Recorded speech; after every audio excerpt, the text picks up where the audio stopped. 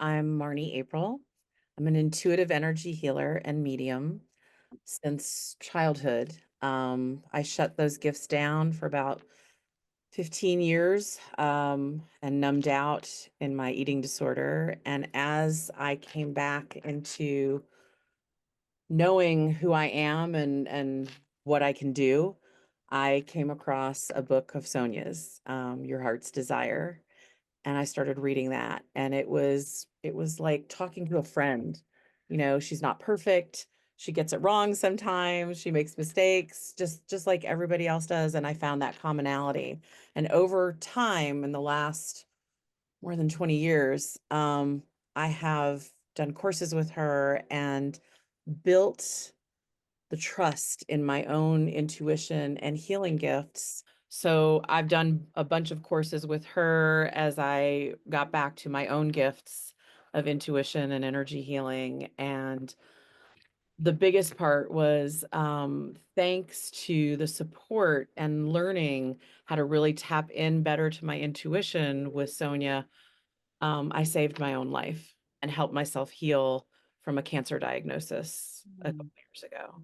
I was diagnosed, not suspecting this, with a tumorous cancer, sarcoma, stage 3, right here, and right at my deltoid, very close to the bone. And when I went to a surgeon first, and he was walked me through everything. And then I went to an oncologist who then said to me, "You need to have chemo." And my intuition screamed loud, "No."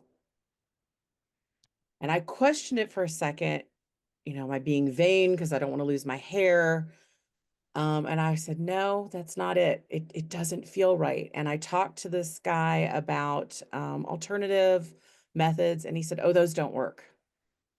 You just need to take chemo. And you're a single parent. And so I don't know why you wouldn't want to do everything possible to make sure you're alive for your child." I'm grateful to him because he really pissed me off. I wanted to, he said some things to me out of fear. That anger turned into action for me. And I started to work on myself and doing what I do for clients. I started doing energy healing and really taking care of me in a heightened way, a more deeper way. And when I went to see a second surgeon about 2 months later, he was looking at a PET scan I had done maybe 2 weeks earlier, and I had started to do a little bit of radiation right before I saw him, and he said, "Oh, the radiation's working."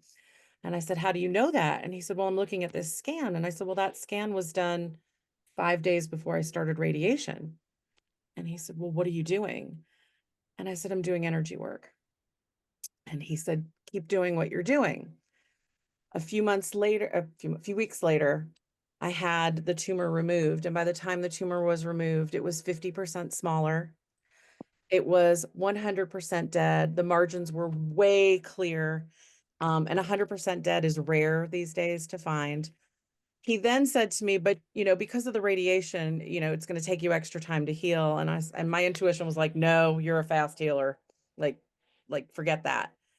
And that's really what happened. As soon as the stitches came out, even though he told me to wait, another 3 to 4 weeks to go full out. I teach yoga. I've been doing yoga 18 years. Within a week, I was back to yoga full on.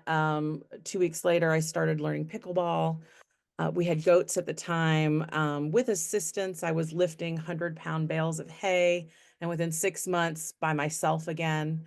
And I'm able to do this behind my back, which I was able to do before surgery. That took about 4 to 5 months, and he calls me his miracle patient. Well, I went to another oncologist when I met the second surgeon. And after seeing the first two who were both on the chemo train, and I have nothing against chemo, it just didn't feel right for me. The third person, we were talking, and it was a conversation. It wasn't somebody talking at me.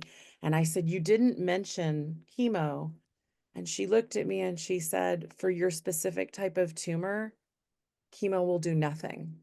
that's where I go back to the reawakening of my intuition, the work I've done with Sonia, the work I've done on myself.